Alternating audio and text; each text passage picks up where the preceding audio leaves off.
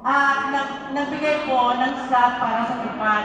Ngayon po, nais ko po ipakilala sa inyo dahil siya po ay talagang tumutulong sa aking lahat. Kaya ito po, ibibigay ko ng mic para kay Mrs. Penny Dilaw. Palakpakan niyo po. Asa man si Kuan? Saray. Kaya ako bisita na ako dito. Sasalita pa na. Una-una magandang gabi sa inyo lahat. Lalo na po sa ating mga opisyalis and homes, sa ating mga bisita, kay Sir Noel, kay Council Rayo Viñana, Council Del Pias, ang pakulit ko yan.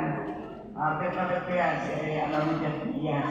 Siyempre kay Council Nico Goles, at yung iba pa pong nandito, maraming salamat po sa inyo. Ako po si Penny Dilaw, isa pong NGO, PDDM1 AMPA po. Mga programang galing sa nasyonal na binababa po sa amin at ibinabahagi natin sa lahat ng mga tao. So, ang inyong relo sana po na si JD daw, ang pamilya naman ng taga-Ina Homes Ang kilala po ng taga-Ina Homes yung anak ko po, si JD daw, tumakbong kagawad yun. So sabi niya sa akin, humingi po si Presidente Josie ng slot para sa TUPAD. Napagbigyan naman po natin, at next week po, payout nyo na po. Yung mga nagtupad po dito, payout nyo na po next week. At hindi lang po yan, ang mga programa po namin. Meron po kami, nagtuturo po kami sa paggawa ng dishwashing liquid. Kaya meron po ako dito, 150 bottles ng dishwashing. Yan po ang aming anak buhay.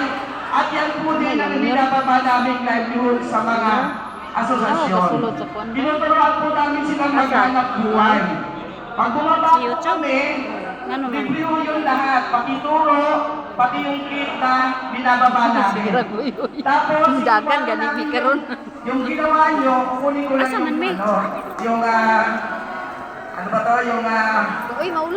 yung container. Benjo Bernabe, my only round, bukod kay Dodo. Ayan po. Tuwanin mo natin staff niya, si Miss Noemi. Palakpakan po natin.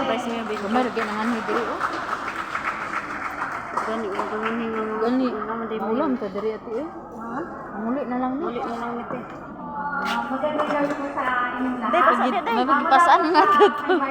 Wani kuan ba basa na hugaw ni mo puti ron. At pasasalamat sa inyong event ko ngayon. Sa ating sa inyong President ng Press at sa mga opisyalis po, magandang gabi po. Merry Christmas po.